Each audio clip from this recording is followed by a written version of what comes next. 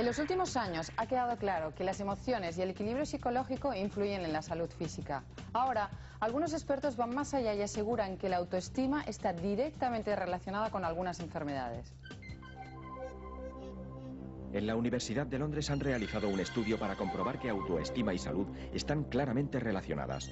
A un grupo de voluntarios se les preguntó sobre cuestiones relacionadas con el grado de satisfacción en el trabajo, el estrés laboral, su vida afectiva y su filosofía de la vida.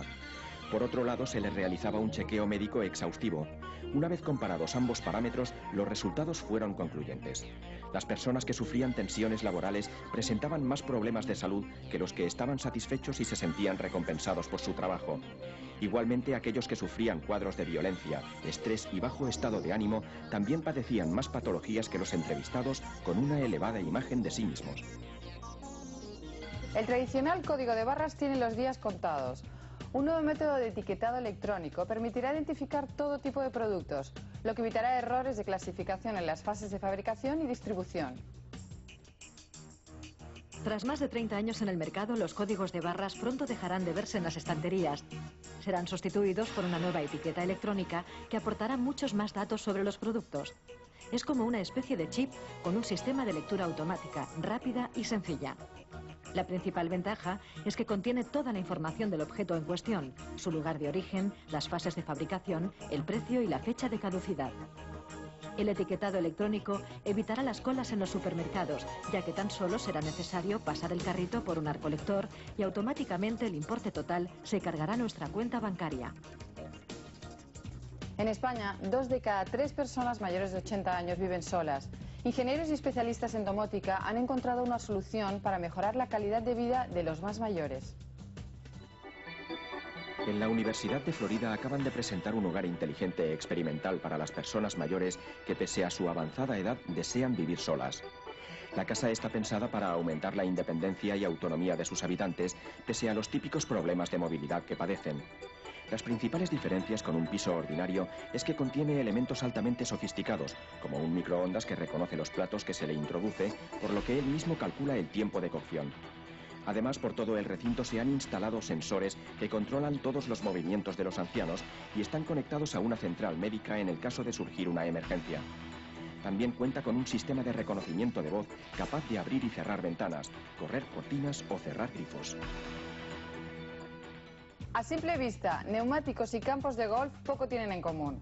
Ha sido la Universidad de Wisconsin donde han descubierto que colocando trozos de ruedas usadas bajo los greens de los campos de golf, estos se convierten en barreras que evitan que las sustancias químicas que se utilizan para cuidar la hierba pasen a las aguas subterráneas. El caso es que la goma de los neumáticos es capaz de absorber el exceso de sustancias químicas procedentes de pesticidas y fertilizantes utilizados para mantener verdes y sanas las amplias extensiones de los campos de golf. Los neumáticos evitan que los productos contaminantes pasen a las capas freáticas subterráneas, por lo que reducen considerablemente el impacto ambiental. Para que sean altamente eficaces, los trozos de caucho deben medir entre 6 y 9 milímetros de diámetro y formar una capa de 10 centímetros de espesor bajo los hoyos. Las técnicas más sofisticadas que se utilizan para escrutar el universo muy pronto llegarán a los laboratorios médicos. Y es que se ha descubierto que los instrumentos utilizados por los astrónomos pueden ser muy útiles a la hora de detectar células con comportamientos anómalos.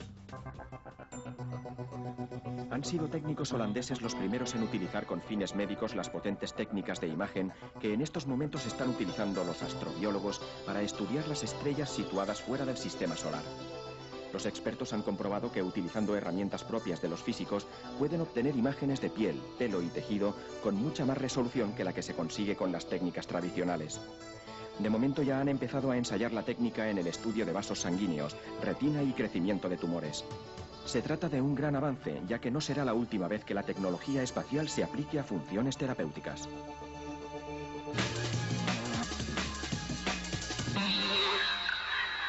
Estamos en redes y hoy analizando, bueno, díganme si conocen un cambio más revolucionario que el que estamos viendo esta noche.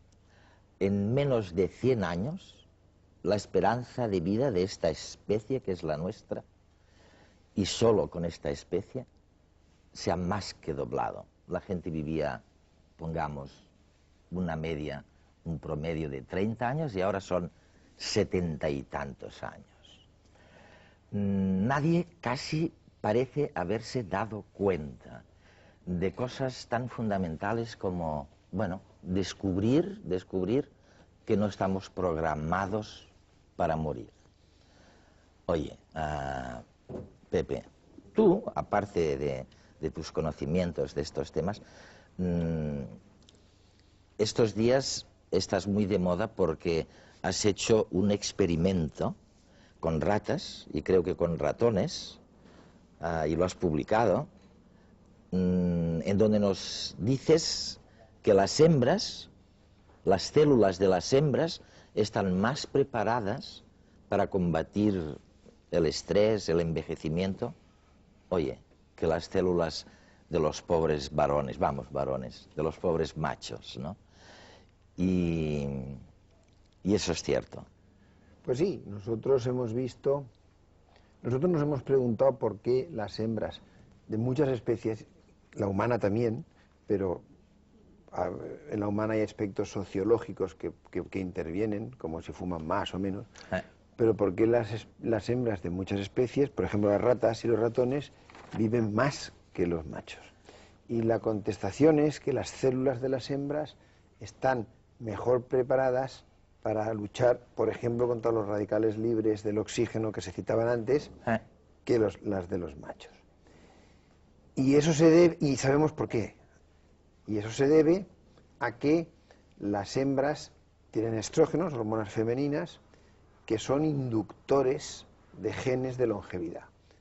O sea, que las hembras tienen genes que se ha demostrado que cuando se ponen en moscas viven más, artificialmente las moscas. Pues eso, las hormonas femeninas lo hacen en nuestras células sin necesidad de poner el gen. Hace que el gen que está se exprese más. El problema naturalmente con el macho es que no le podemos dar hormonas femeninas por razones obvias. Pero estamos buscando cuál es, y se está buscando también en California, cuál es la posibilidad de encontrar moléculas que no tengan actividad hormonal femenina y que te conviertan a tus células como si fueras una hembra. Oye, lo vamos a ver luego eso. A ver qué estratagemas nos das para retrasar el envejecimiento. Pero antes de llegar a eso, lo que ha ocurrido ya es revolucionario, ¿no? Julio, ¿tú cómo definirías este cambio del que no nos acabamos de dar cuenta? O sea, la gente sigue pensando como en Atapuerca. Cada vez hay más mayores o más viejos, como dicen, y esto es un problema, y la seguridad social no se va a poder financiar, y la vida es un desastre. Bueno, ¿qué es lo que está realmente ocurriendo? Lo que está ocurriendo, bueno, yo a veces hablo de democratización de la supervivencia, porque antes sí había gente, había personas que llegaban a edades avanzadas. La gran diferencia actual es que eso se ha convertido en vejez de masas, no vejez de unos cuantos. Y claro, eso lo cambia todo. Las perspectivas que tiene uno de sentirse acompañado en la vida, de que su cónyuge esté con él hasta que hayan completado el ciclo familiar, las perspectivas de que una empresa que se inicia pues vaya a contar con la gente que la inició durante mucho tiempo, es que lo cambia absolutamente todo, lógicamente. Pero es realmente un cambio sociológico revolucionario. Pero, ¿qué es el cambio sociológico? Que hay más personas mayores que pequeños, eso desde luego, por supuesto, en España, pero es que estas personas mayores son distintas de lo que eran los mayores de antes, ¿eso es lo que quieres decir? Sí, porque son muchos procesos simultáneos. Si podemos vivir todos de manera democrática hasta completar, digamos, un ciclo de vida normal, es porque en realidad todos los recursos han cambiado, el nivel de instrucción, el entorno material, la alimentación, o sea, hemos accedido todos a aquello que permite vivir una vida completa. Oye, vamos a volver sobre esto, pero antes tenemos que ir al experimento de redes, que hoy va de rayos. Yo sabía, y a lo mejor a muchos de ustedes les pasa lo mismo, que los rayos caen. Pero lo que yo no era consciente, yo no sabía, es que hay que atraparlos de abajo a arriba si queremos que no maten. Y las pruebas, el experimento, esta vez lo hemos hecho en Valencia.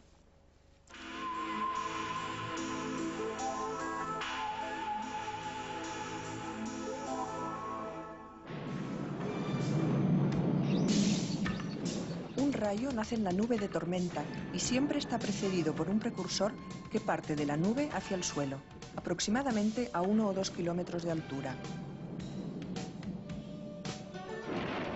El precursor no se puede ver a simple vista y se desplaza hacia el suelo a gran velocidad. Cuando se acerca, se producen a su vez precursores ascendentes que se dirigen hacia el descendente. Cuando uno de ellos intercepta al descendente, tiene lugar el rayo. Hoy hemos venido al Instituto de Tecnología Eléctrica de Valencia para ver cómo se genera un rayo de manera experimental y cómo ese rayo es capturado por un pararrayos. Pues este es el generador de alta tensión, que es la máquina que produce todos los 300.000 voltios necesarios para producir un rayo en un laboratorio. Aquí tenemos el plato de alta tensión, que es quien recibe toda la energía del generador de alta tensión y la concentra en este espacio de aire entre el pararrayos y el plato. Es aquí, en este espacio reducido, donde se va a producir el rayo experimental. El pararrayos está equipado con unos sistemas de medida para recoger variables de su comportamiento y llevarlas al centro donde se recogen todas las medidas del pararrayos. El objetivo del pararrayos es ser el primero en emitir ese precursor ascendente, de manera que sea él quien consiga el rayo. Es una verdadera competición.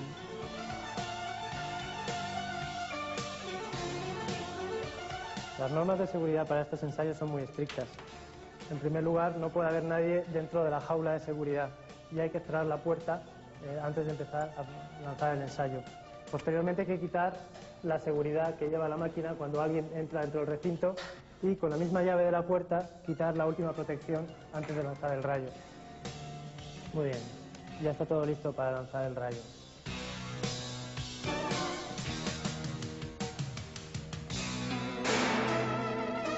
El pararrayos capta el rayo. Para tener el privilegio de alcanzar el rayo, el pararrayos ha de cumplir dos condiciones: estar situado en un lugar privilegiado y emitir rápidamente ese precursor ascendente. Algunos pararrayos tienen aumentada esa capacidad. Se efectúan 100 disparos con el pararrayos normal y 100 disparos con el pararrayos experimental. En esta curva en particular, donde se ve el momento en que se produce la descarga. De esta manera podemos saber el tiempo de disparo con una precisión de microsegundos. Comparando este tiempo de disparo con un elemento convencional, un pararrayos convencional, se puede sacar en promedio el tiempo de adelanto del pararrayos. Así podemos calcular la seguridad del pararrayos experimental. Cuanto mayor es el tiempo de avance, mayor es la protección que ofrece el pararrayos.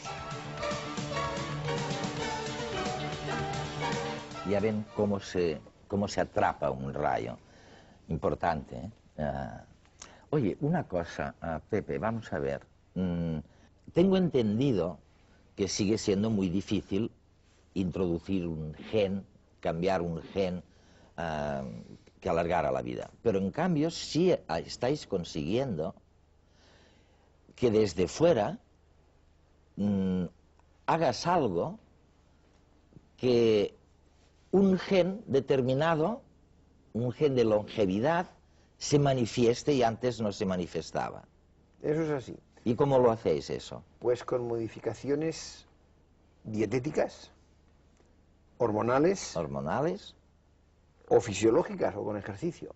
Es decir, y eso es un concepto muy actual, mediante modificaciones del medio externo con el medio interno, como tú decías, de la interacción, uno puede conseguir que el organismo reaccione induciendo genes de longevidad.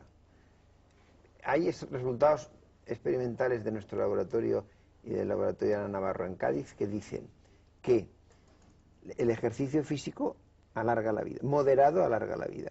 Julio, con todo esto que nos cuenta Pepe, estamos, bueno, en un país en donde por primera vez en su historia turbulenta, hay más mayores que jóvenes. Y luego tú dices en un libro que va a salir,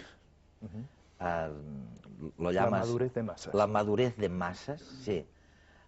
Dices en este libro que estos mayores son revolucionarios, en el sentido de que son muy distintos de los otros mayores que había antes, aparte de ser muchos más. Y que a lo mejor es gracias a ellos que se ha podido, por ejemplo, facilitar la incorporación de la mujer al trabajo, que era una de las grandes demandas de las sociedades, bueno, pues modernas, ¿no? Se ha podido hacer esta incorporación al trabajo porque había estos mayores que se han ocupado de los niños cuando no había guarderías. Pero ¿qué más han hecho? O sea, descríbeme a estos sesentones multitudinarios. ¿Cómo les considera la sociedad? ¿Y qué hacen ellos? ¿Estamos preparados para...? Están transgrediendo todos los tópicos acerca de la vejez. Incluso ahora resulta que tienen carnet de conducir. Algunos piensan que es que los mayores hoy en día se están sacando el carnet de conducir. Lo que ocurre es que son las primeras generaciones, las del 600 y el 2 caballos, las que ahora están llegando a estas edades y de repente empezamos a tener mayores que conducen. Están transgrediendo porque es que han vivido de otra manera. No es que su vejez sea diferente a las anteriores, es que toda su vida ha sido diferente. Es una cuestión de generaciones.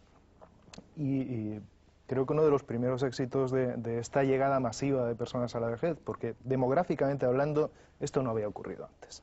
O sea, que tantos de los que nacieron en su día lleguen vivos a estas edades es nuevo. Entre otras cosas, están consiguiendo que nos interesemos por averiguar cosas sobre sus la pautas, vejez. Están creando una demanda de investigación, de conocimiento, de servicios de salud, que es nueva, claro. Y yo creo que gracias a ellos estamos hoy hablando de este tema aquí. ¿Y los jóvenes, o sea, la generación de jóvenes, son también revolucionarios y distintos? ¿Sí? Claro, sí. ¿Dónde lo ves eso? Pues de entrada tienen bastantes más recursos familiares de los que tenían los jóvenes antes, pueden alargar su proceso de ensayo en la vida, su proceso de aprendizaje. ¿Por qué? ¿Por qué pueden alargar su proceso? Porque hay población adulta que se lo permite, hay padres, hay abuelos que tienen los recursos, que tienen la residencia, les pueden costear el no empezar a ser adultos tan pronto como era antes. No hace nada en España, las niñas tenían que estar siendo amas de casa cuando tenían 10 años y la edad media de los que ahora se jubilan, la edad media del inicio de su vida laboral fue de 14 años. A veces no somos conscientes de cómo ha cambiado todo el transcurso vital, no es solo la vejez. Oye, es curioso, y eso solo pasa en los homínidos.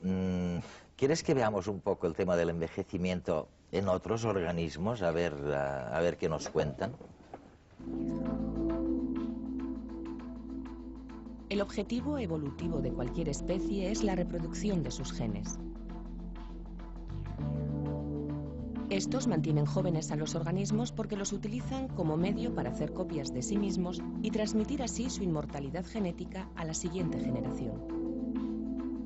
Pero una vez rebasada la edad fértil, a los genes ya no les interesan los organismos y abandonan su vigilancia genética contra el deterioro y comienza la fase de envejecimiento previa a la muerte.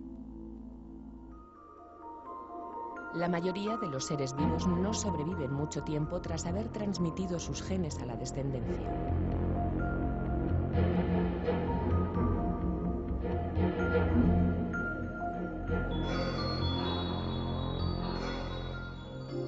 Incluso existen organismos que no conocen la vejez, ya que en cuanto pueden reproducirse, se sacrifican a sí mismos para dar a luz a la nueva generación.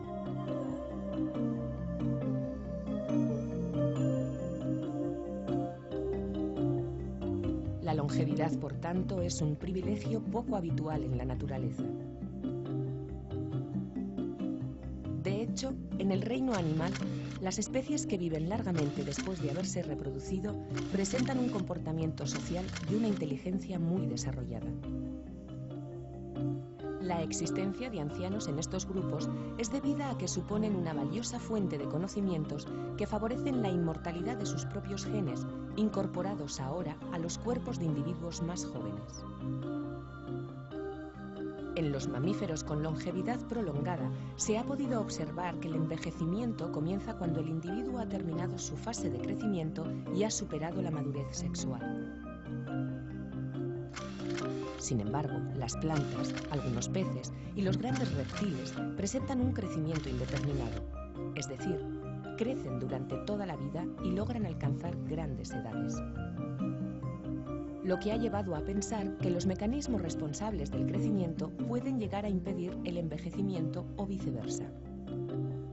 La ciencia busca ahora el antídoto contra el envejecimiento en estos mecanismos que, al parecer, nuestros cuerpos emplean para informar a los genes de que deben iniciar la última fase de su ciclo vital. El fenómeno del envejecimiento, del que, bueno, Dios lo quiera, parece que nosotros nos estamos alejando, al contrario de otras especies, ¿no? Y esto tiene algo que ver con la política de reproducción, por ejemplo, con las especies que se reproducen más se mueren antes que las que se reproducen menos. Y en los homínidos, el que tiene más hijos se muere antes. No creo, ¿no? Ahí, últimamente hay bastantes estudios sobre... Lo que sí es cierto es que el sistema que mantiene a la población es un sistema pues, complejo. Y sí hay relación entre el éxito reproductivo en términos de duración de la vida y las necesidades reproductivas en términos de nacimientos. El hecho de que hoy en día la fecundidad sea más baja en los países más desarrollados está directamente relacionado con su mayor esperanza de vida. Dices, no hace falta. Claro. Cuando las personas tenían muchos hijos, ahora se habla mucho de la baja fecundidad, pero nadie recuerda que antes, con muy altas fecundidades, el crecimiento de la población era escasísimo. Y en cambio, en un proceso de descenso continuado de la fecundidad, estamos consiguiendo crecer mucho más que antes, porque las personas duran más en este mundo. Es fantástico, ¿no?, pensar que tú estás pensando en términos así, digamos, muy concretos, de fenómenos particulares, de procesos, y luego hay estas leyes del sentido común, ¿no?, de la evolución, que dicen, oiga, si muchos más de ustedes sobreviven y además sobreviven más tiempo, ¿para qué quieren tener tantos hijos, ¿no? Y baja naturalmente.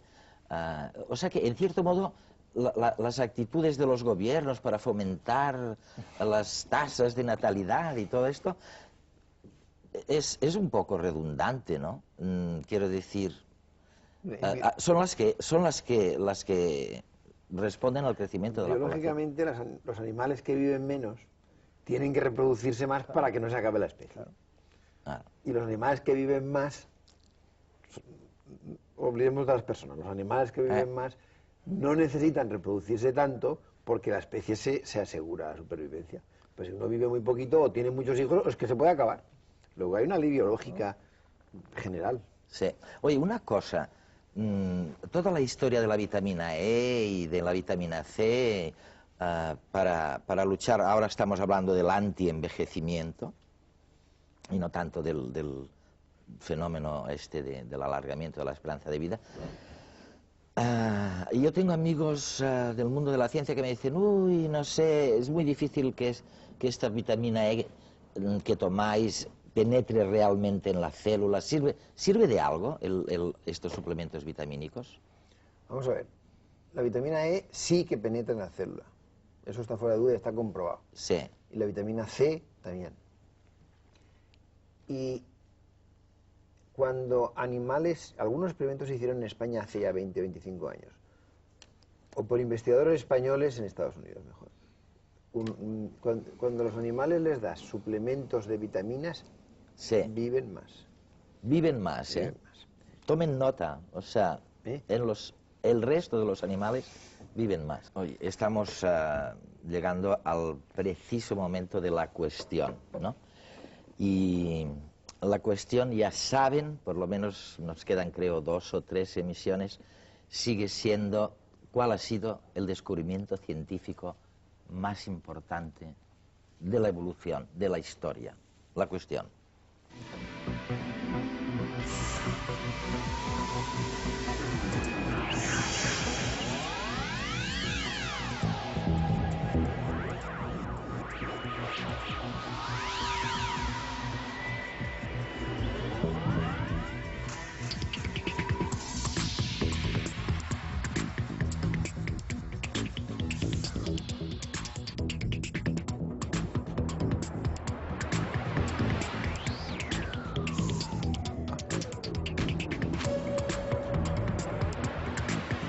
Y así lo he dicho, además, o sea, yo voy a participar en el concurso, no voy a participar en el concurso, no puedo participar en la cuestión, pero les digo lo que yo habría contestado.